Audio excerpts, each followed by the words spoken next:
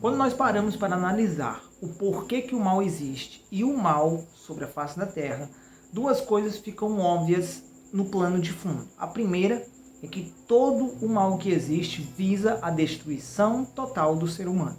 E a segunda é que por trás de todo o mal que existe está a presença do diabo. Pela Bíblia Sagrada, o diabo ele é a personificação do mal. Ou seja, ele é a pessoa que representa o mal e a maldade na face da terra. E eu sei, isso pode gerar questionamento. Então, a culpa é tudo dele? Por que os cristãos acusam tanto, culpam tanto o diabo e não assumem as consequências, não assumem a responsabilidade por seus próprios atos? Na verdade, nós somos responsáveis pelo nosso ato, pelos nossos atos. Mas o diabo está por trás de toda a maldade, inclusive a maldade do homem. Isso não isenta a responsabilidade do homem, uma vez que o homem só comete o mal se ele assim o quiser. Então ele é responsável por isso. Mas o diabo ele age através de uma forma sorrateira, induzindo o homem a questionar a palavra de Deus e a cometer o pecado. O pecado ele é exatamente o passo que antecede toda a maldade do homem. Então, o diabo está por trás, induzindo o homem a pecar. Foi assim que o mal entrou no mundo, foi assim que o pecado entrou no mundo, através de informações distorcidas do próprio diabo. O diabo induziu Eva a comer o fruto. O diabo induz hoje, nos nossos dias, o homem a pecar e o mal a existir na face da terra. Agora, tudo isso me levanta o seguinte questionamento. Qual é a intenção, qual é a motivação maior do diabo em querer a destruição total do ser humano? Raiva ou medo? E eu lhe digo, o diabo ele tem medo. E quando nós entendemos o real, o que está por trás de sua motivação, fica melhor para nós entendermos o caminho que nós devemos ir. Porque pensa só, se o diabo ele tem medo de que nós se tornemos alguma coisa, ou de que nós aprendamos alguma coisa, de que nós façamos alguma coisa, então o caminho que ele vai nos induzir será o caminho oposto àquilo que ele tem medo. Então se nós entendemos o porquê ele faz isso, o objetivo desse caminho, nós vamos entender qual caminho devemos seguir, tá? E é exatamente, ao entendermos o porquê, nós saberemos exatamente o que fazer. É disso que eu estou falando. Quando você entende o porquê que ele está nos induzindo a esse caminho, fica óbvio o caminho que devemos seguir. Mas exatamente do que o diabo teria medo? O que faria ele ter medo? Bom, as evidências nós encontramos no livro de Gênesis, no capítulo 3, no capítulo de número 3, quando acontece a queda do homem. O que motiva o inimigo a induzir Eva a comer do fruto? Para pensar. Eles sobreviviam lá de acordo com a palavra de Deus, uma vez que Deus criou tudo com a sua palavra e tudo permanecia sustentado por sua palavra. Quando quando o homem peca e Deus tira do homem seus privilégios, o privilégio de viver debaixo da palavra de Deus, o privilégio de viver de acordo com a bondade, porque Deus disse que tudo quanto ele havia feito era bom. Então, quando o diabo peca, quando o homem peca, melhor dizendo, Deus tira todos esses privilégios. E quando Deus o faz, a Bíblia diz que da terra iriam produzir abrolhos, espinhos, e o homem iria ter que sobreviver do suor do seu rosto. Nesse momento, Deus entrega também uma condenação para Eva, e ele entrega uma condenação para a serpente, que estava ali personificada pelo próprio inimigo. E a condenação foi: porei inimizade entre ti, a serpente, e a semente da mulher, e entre a semente da mulher e a sua. A semente da mulher, esmagará a sua cabeça, pisará na cabeça, e você morderá o calcanhar. Aquilo, profeticamente, textualmente, parecia ser apenas uma palavra de maldição para a serpente. Mas, quando nós analisamos o contexto profético, Apocalipse diz Satanás como sendo a antiga serpente. E Cristo, ele se manifesta como a semente, como o segundo Adão, como a semente da mulher, o ente santo, a semente da mulher. Então fica óbvio que era a primeira profecia acerca do nascimento do Messias, que dizia que o Messias iria esmagar a cabeça da serpente. Só que, entenda que a palavra diz, eu porei inimizade entre você e a semente da mulher. Então, existe uma inimizade. Todo o agir do diabo não é por acaso, não é vingança contra Deus. Ele é nosso inimigo declarado. Ele é o inimigo da nação. Ele é inimigo da semente da mulher. Então fica óbvio que ele tem medo, uma vez que ele tira, lógico, isso é uma força de expressão minha, mas eu quero que você entenda que o diabo ele tem um medo, e eu vou te explicar que medo é esse.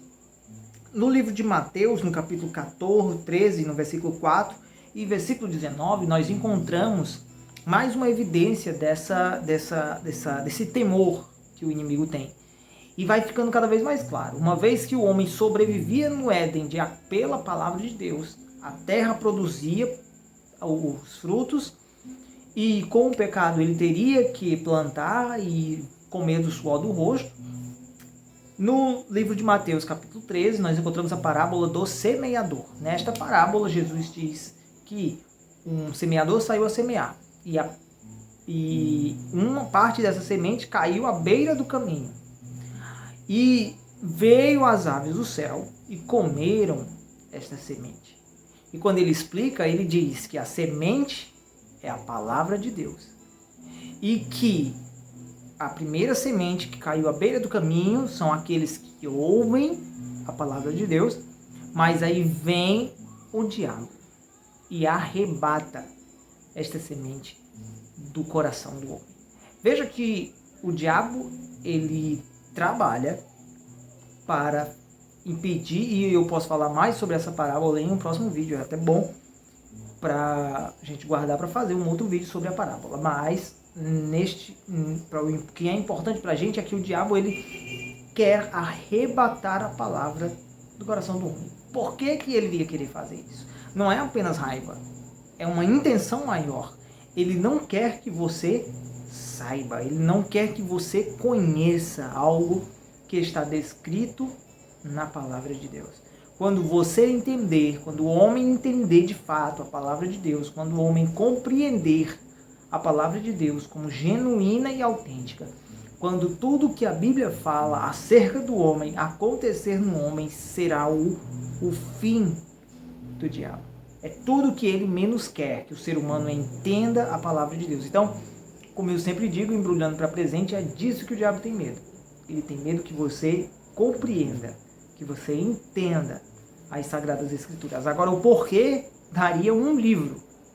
Boa ideia. Daria um livro só para mim te explicar o porquê que o diabo tem medo de que o homem entenda de fato a palavra de Deus.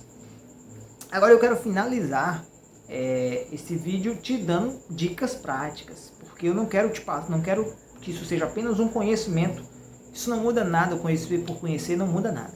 Quero te dar dicas práticas, porque se o caminho que o diabo quer é te tirar da palavra de Deus, o caminho para onde você tem que ir é para a palavra de Deus. O poder que está nela, conforme a palavra diz, que a palavra de Deus é loucura para os que perecem, mas para nós que cremos é poder de Deus. Então, poder para curas, poder para perdão de pecados, poder para salvação. A palavra de Deus é poder. E isso foge da compreensão humana. Ela é poder para aqueles que nela crerem. Então, eu quero te dar uma dica prática. E a dica mais importante é creia em Deus. Só que crer, que é ter fé em Deus, eu quero que aqui há um problema. Porque existem dois tipos de fé. Existe uma fé vã, segundo Tiago nos fala no capítulo 2, no versículo 17, é uma fé baseada em palavras e não em atitudes. E existe a fé autêntica, uma fé que ela colabora, que ela coopera, que ela concorda com as obras. Então a dica prática seria: comece a usar a fé autêntica. Eu não sei no que você está passando que você precisa usar a fé. Talvez desemprego, talvez saúde, talvez crise, talvez, não sei. Talvez o que você esteja passando seja algo onde você precisa utilizar a fé para vencer. Para ser curado, para que a porta de emprego seja aberta, para que um parente seja salvo. Eu não sei. Você sabe a situação que você está enfrentando. E eu tenho 3 exercícios de fé para que você utilize. O primeiro exercício de fé é falar o que vai acontecer, declarar o que vai acontecer para Deus. Seria o quê? Seria: Deus, eu creio que vai acontecer assim.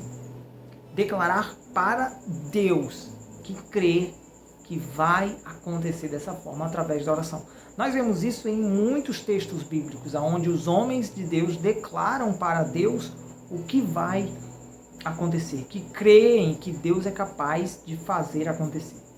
Segundo exercício de fé, e isso é: ore a Deus e fale para Ele: Senhor, eu creio que vai acontecer assim. Senhor, eu creio que serei curado. Senhor, eu creio, a porta se abrirá. Segundo exercício de fé, fale para si mesmo. Diga para si mesmo. A palavra diz no livro de Mateus sobre a mulher do fluxo de sangue. Ela diz que a mulher disse para si mesma: se eu tão somente tocar, serei curada. Então diga para si mesmo. Fale para si mesmo, para que você escute e escreva isso. Se eu crer na palavra de Deus, serei curado de tal doença, se você está passando por um problema de doença. Se eu crer na palavra de Deus, a porta se abrirá. Se eu crer, enfim, diga para si mesmo. Declare para você mesmo ouvir cada vez mais. Isso é força de hábito. Crie um hábito em sua vida de usar a fé, de precisar de fé para acreditar naquilo que você está falando. Em terceiro lugar, o terceiro exercício e o mais poderoso de todos é: declare para outras pessoas que você crê naquilo, ou que vai acontecer aquilo. Quando Abraão vai subir o monte para sacrificar Isaque, ele declara para os homens que estavam com ele: subiremos ao monte e desceremos após ter adorado. Ele diz que vai descer com o menino, mas a ordem era: sobe e sacrifica o menino. Então, é importantíssimo você declarar no que você acredita. Olha, para outra pessoa: eu serei curado. Diga isso para o seu médico, diga isso para o seu parente, diga isso para o seu familiar. A porta de emprego se abrirá essa semana. Ah, mas e se não acontecer? Não duvide. Vai acontecer, creia. E se não acontecer, você não perdeu nada. Ao contrário, você exercitou a sua fé e a sua fé está mais forte ainda. Mas creia, na maioria das vezes, quando as pessoas fazem esse tipo de exercício, milagre, porta se abre, milagre acontece. Exercite a sua fé e tenha uma fé autêntica e inabalável. Tá bom? Eu vou ficando por aqui, te vejo em um próximo vídeo, se Deus quiser.